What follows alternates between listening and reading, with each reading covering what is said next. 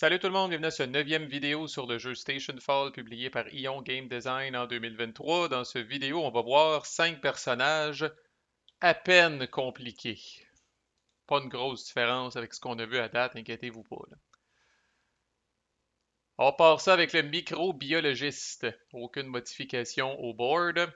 Le microbiologiste, je pense que c'est la première fois qu'on voit ça, mais c'est pas la dernière fois. C'est un scientifique, c'est-à-dire qu'au lieu de faire un free pick-up ou drop, il peut faire, s'il le désire, une action de section gratuite. N'importe quelle action de section peut être son espèce d'action gratuite dans son activation, là, ce qui remplace le free pickup ou le free drop. Il est aussi loyal, on a vu ça avec le chimpanzé. Je pense que c'est le deuxième et le seul autre personnage qui est loyal, là. Mais bref, il n'y aura jamais des cubes de plusieurs couleurs sur le microbiologiste. Si vous voulez l'influencer, vous devez mettre un cube de plus, au moins un cube de plus sur lui que les cubes qu'il y avait avant, puis les cubes qu'il y avait avant sont retournés à son propriétaire. Ce qui fait que, comme je disais, à un moment donné, il n'y aura qu'une seule personne qui va être en mesure d'activer le microbiologiste, là. Puis ce nombre de cubes-là va aller en escaladant là, au besoin tout au long de la game. Ceci dit, ça ne l'empêche pas d'être bribé, d'être corrompu, là, ou qu'on lui offre un pot de vin, ou d'utiliser un compromat contre lui. Alors lui, ce qu'il veut, c'est d'abord s'échapper. Fait que en passant, il commence contaminé. On le voit plus ici, là. On le voit à la droite, là, en pâle, là, sur sa slot d'item. Il commence contaminé. Vous allez voir, c'est important pour ses conditions de victoire. Euh, alors lui, il veut 2 points de victoire pour s'échapper. 1 point de victoire pour chaque personnage, incluant lui. Chaque personnage contaminé qui s'échappe. Et je répète, ça l'inclut. Et 2 points de victoire si l'information du projet X se rend sur Terre, de n'importe quelle façon. Alors lui, il veut, dans le fond, là, sa grosse source de points de victoire, c'est que le plus de personnages contaminés possible s'échappent sur Terre. Fait que si vous voyez un joueur qui semble faire transiter beaucoup de personnages par le biolab pour les contaminer, là, puis que le microbiologiste est en jeu, ça se pourrait que ce soit votre homme. Fait que, je sais pas, son but dans la vie, c'est peut-être d'étudier justement cette contamination-là à son retour sur Terre. Lorsqu'il est révélé comme action, il peut contaminer un humain ou un robot qui est colocalisé avec lui. Et si cet humain ou ce robot-là avait déjà 3 items, la contamination à ce moment-là va y faire dropper un item au choix du joueur qui contrôle le microbiologiste. Puis on peut pas contaminer un personnage plus qu'une fois, là, pour y faire dropper tous ses items, là, possiblement. Là, mais bref, un personnage déjà contaminé ne peut pas être contaminé à nouveau. Fait qu'évidemment, une de ses actions, une fois qu'il est révélé, l'aide beaucoup à atteindre ses conditions de victoire. Par contre, comme d'habitude, si vous vous révélez trop vite, vous ouvrez votre jeu aux autres joueurs, puis c'est peut-être pas l'idéal. Il faut quand même qu'il soit colocalisé avec ces personnages-là pour les contaminer. Ensuite, le toujours très entertaining Corpsicle, l'espèce de combinaison de cadavres et de popsicle. Alors, c'est un personnage qui commence dans un état congelé, là. Alors, lui, il commence avec pas de modification au board, il commence avec un casque. Et ce casque-là est intégral. Je pense que c'est le premier personnage qu'on voit comme ça. Vous voyez en bas à droite, c'est écrit intégral. Ça veut dire que son casque, ou ce qui représente sa combinaison essentiellement, ne peut pas être enlevé. Ça peut pas y être volé, il peut pas la dropper. C'est intégral, ça bouffe une slot de ses items à tout jamais, puis il pourra pas le perdre pendant toute la game. La particularité du Corpsicle, on le devine un petit peu avec son nom, c'est qu'il commence down, tel qu'indiqué par le gros X rouge dessus, là, puis tel qu'indiqué ici, là, fait qu'il commence down. Ok, fait que c'est pas évident, là. Mais bon, on va voir différentes façons, là. Fait que d'abord, il y a un esprit de vengeance. Si vous utilisez le compromat sur lui, euh, il reçoit un bludgeon automatiquement. Puis son compromat peut être utilisé même s'il est down, puis ça va automatiquement le réanimer. Alors ça peut être une surprise en calliste. Je pense à l'autre personnage qui est ici, par exemple, là, le Corpsicle est à côté de lui, puis il est down. Vous utilisez le compromat sur le Corpsicle, il reçoit un bludgeon, ça le réanime automatiquement, puis après ça, il peut callisser un coup un coup de bludgeon sur le personnage qui est à côté. Quand même. Par contre, il est dying, il est en train de crever. Alors lui, c'est dying, c'est un peu c'est en partie le contraire de uncanny qu'on a déjà vu pour le stranger. Là. Fait que dying, le corpsicle ne peut pas être activé s'il est épuisé. Et il ne reçoit pas le fameux là, free pick-up ou drop là, quand il est activé. Lui n'a pas le droit à ça. Fait que c'est pas quelqu'un qui va être utilisé à répétition, là. S'il est déjà exhausted, s'il y a déjà une activation token sur lui, vous pouvez carrément pas l'activer, même pas pour avoir une action. Et même quand il n'y a pas d'activation token, puis vous arrivez pour l'activer, vous n'avez pas le droit au free pickup ou au free drop. Quand même. Et lui, bon, cure miracle, c'est ce qu'il recherche. 3 points de victoire s'il s'échappe, plus 2 points de victoire s'il y a du dadogel. Peut-être suite à un traumatisme, il ne se promène plus jamais sans nanogel, puis il va absolument en avoir. 2 points de victoire si l'information du projet X se rend sur Terre. 2 points de victoire si le projet X n'a pas été releasé. Et si jamais vous vous révélez comme Corpsicle, euh, vous pouvez soit le réanimer s'il est down, ou faire une action automatiquement avec lui. Puis c'est pas pour rien aussi que côté bonus character, là, il vaut 3 points de victoire s'il s'échappe, parce que si vous pognez le Corpsicle comme bonus character, ciboire, je veux dire, il commence down, il est dying, c'est tough en esti de le sortir du vaisseau. Là. Fait que c'est pour ça qu'il est payant euh, quand, que, quand que vous le réanimez, là, ou quand vous l'avez comme bonus character, là, je devrais dire. 3 points de victoire, c'est le plus haut, c'est la plus haute paye de bonus character qu'on a. Là. Je vais rien qu'aller voir en relisant, j'ai comme un petit doute sur Vengeful. Est-ce que le Vengeful, s'il est down, ça dit le compromat peut être utilisé même s'il est down, ce qui va automatiquement le reviver. Mais encore, a-t-il droit à son action que vous auriez normalement en utilisant un compromat dessus? Là, je vous reviens. Confirmé. Fait que quand vous utilisez le compromat sur le Corpsicle, s'il est down, il reçoit un bludgeon, il revient à la vie et il a le droit de faire son action. C'est quand même une hostie de surprise. En tout cas, c'est un compromat payant et très surprenant parfois. Ensuite, nous avons le Troubleshooter qui, je soupçonne, a une erreur sur sa carte. C'est écrit dans le dossier de character. Là. On dirait qu'il n'y a pas de modification au board, mais il y en a une. Quand le Troubleshooter est en jeu, on ajoute le Cargo Claw ici, espèce de bras canadien, ou l'espèce de pince qui s'en va dans l'espace, adjacente au Forward Airlocks. Et encore là, c'est une modification au setup du Troubleshooter, mais n'importe qui peut aller dans le Cargo Claw et faire l'action qui est indiquée ici, qui est de ramasser un item qui se trouve dans l'outer space. Alors avec la pince, il y a un item qui est dans l'outer space, vous pouvez aller le ramasser. Ou, et c'est ce qui rend ça très intéressant dans les games où le cargo claw est là, vous downez un personnage qui est dans l'outer space. Et l'outer space, il fait noir dans l'espace, puis de toute façon, les caméras, je pense, de la station se rendent pas là. Mais bref, downer un character dans l'outer space avec le cargo claw, ça vous rend pas suspect.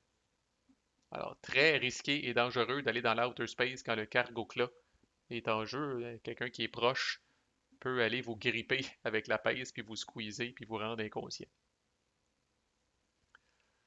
Le troubleshooter et Tunnel Rat, fait plusieurs fois qu'on le voit, peut utiliser les connexions pointillées jaunes quand il se déplace. Jury Rig, je me demande si c'est pas la première fois qu'on le voit, mais c'est certainement pas la dernière. Alors, c'est un peu un réparateur, justement, comme son nom l'indique, là, fait que avec une action, il peut soit le reviver un robot qui est down puis qui est avec lui, ou réparer une section qui est cassée dans laquelle il se trouve.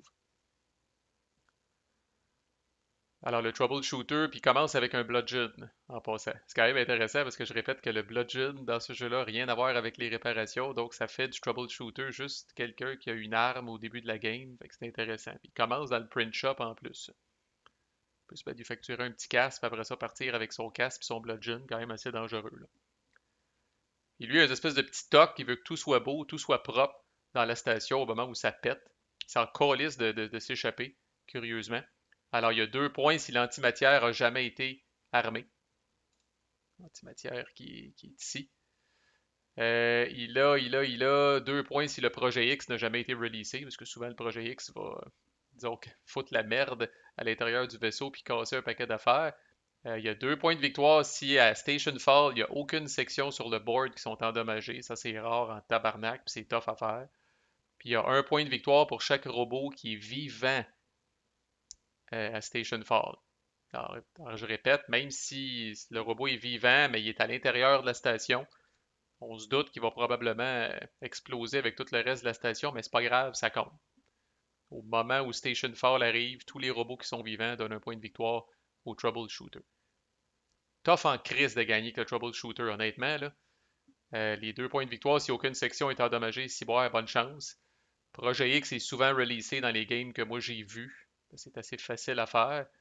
Puis un point pour chaque robot vivant. Encore faut-il que vous ayez des robots dans votre line-up random. C'est pas rare tu sais, on va faire la pige, on va avoir deux, trois robots. Là.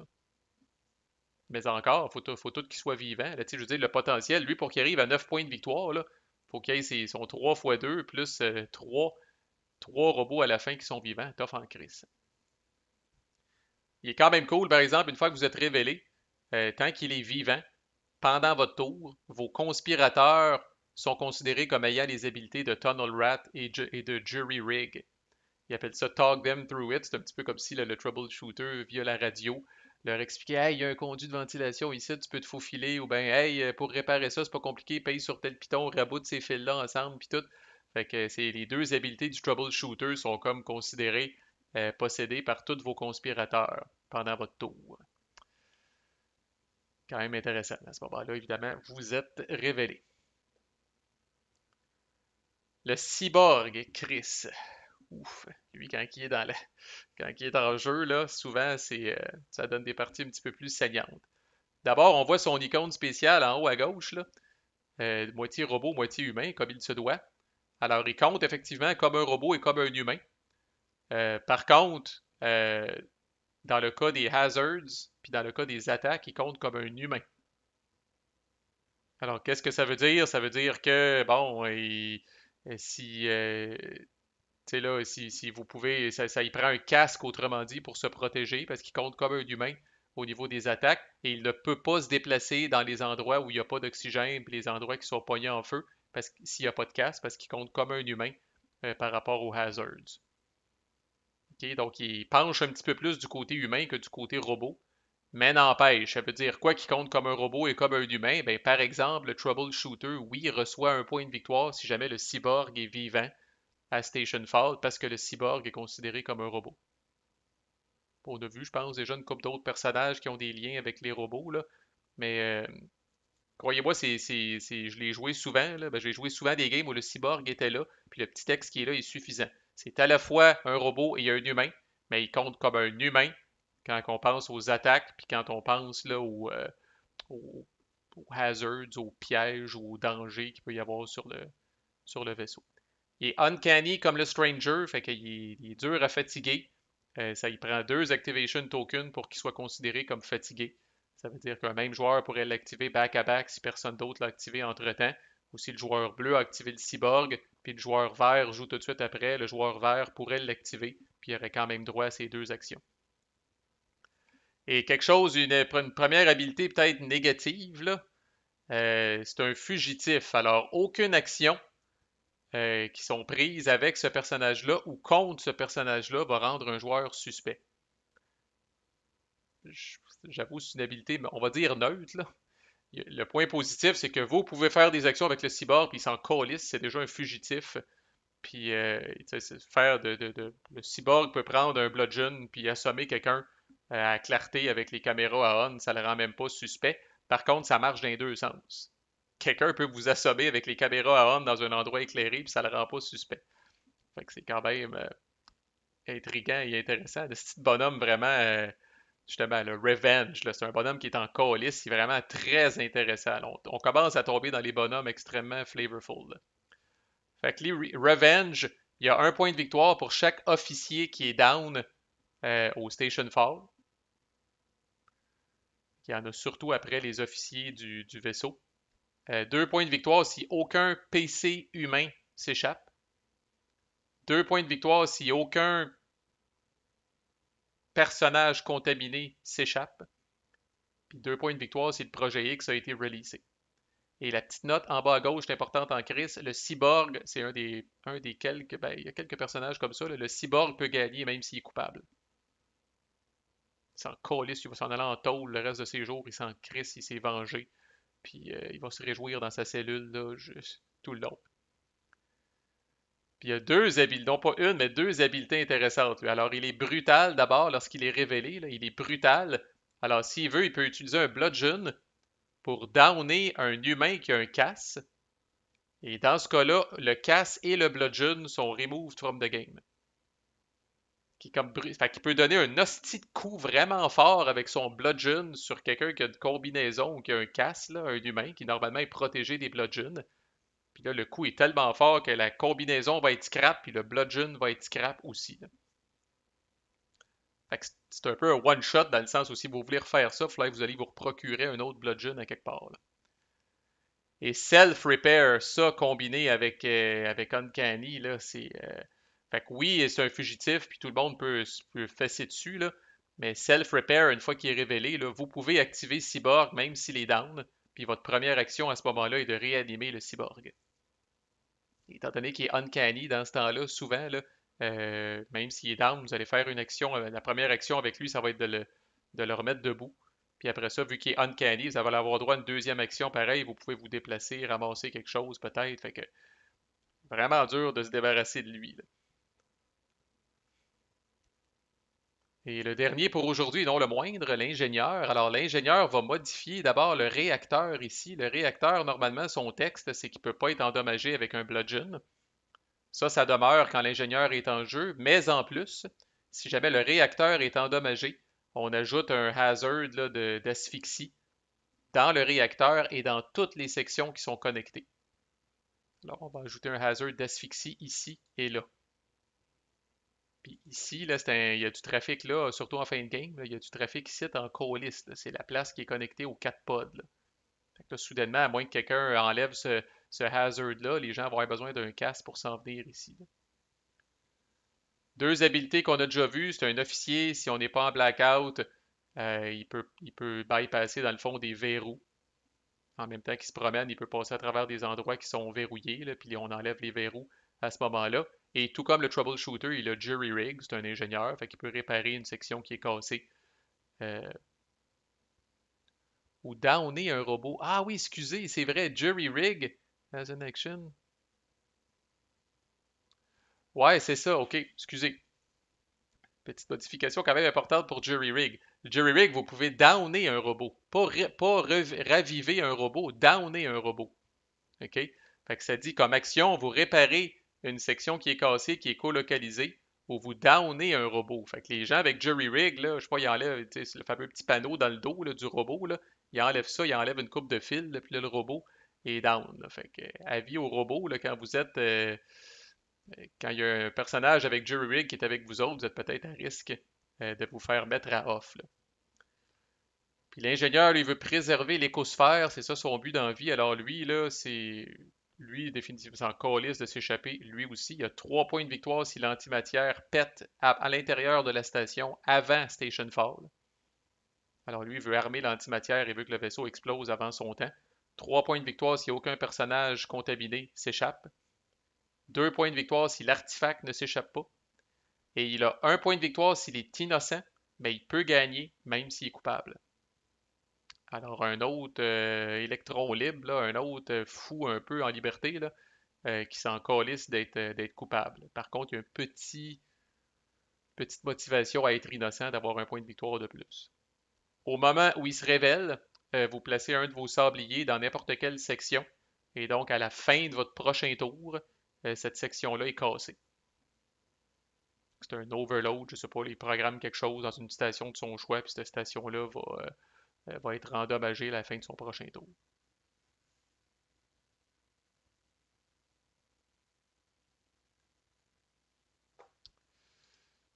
Hey, je vais aller voir pour Jury Rig, esti, parce que deux fois dans une vidéo, là, esti, j'ai un doute, là. As an action, repair a collocated section qui est pétée or down robot. C'est-tu repair a down robot ou c'est de downer un robot? Ce sera pas long. Alors, j'avais raison la première fois. Alors, Jury Rig, pour une action, vous pouvez réparer une section cassée dans laquelle vous vous trouvez ou vous pouvez réparer un robot qui est down puis qui est colocalisé avec vous. Vous ne pouvez pas casser des robots avec Jury Rig, vous ne pouvez que réparer des robots. Ça fait un petit peu plus de sens parce qu'un robot qui est vivant, Elle a commencé à, comme je dis, à aller jouer avec les fils dans le dos, là. C'est quelque chose d'un peu risqué, là. Fait que retenez que Jury Rig, ça répare seulement. Fait que ça répare des sections pétées, ou ça répare des robots qui sont down, qui sont co-localisés avec vous. Fait que voilà, la bonne nouvelle, c'est qu'on a vu 15 personnages sur 27, puis c'est pas une mauvaise nouvelle, mais là, il nous en reste 12. Puis là, juste pour vous donner une idée, on va ralentir un petit peu, là. On va couvrir seulement 4 personnages dans les prochaines vidéos, parce que là, on va tomber dans les personnages un petit peu plus, pas tout de suite dans le prochain vidéo, mais n'empêche, là, vous allez voir que la côte commence à être un petit peu plus abrupte, là. À date, ces 15-là, je considère que c'est quand même pas si pire, là. Mais les 12 qui restent, là, ça commence à être quelque chose. En tout cas, vous le verrez bien. Fait que lâchez pas, il nous reste 12 personnages à reviewer ensemble pour avoir fait le tour. À plus.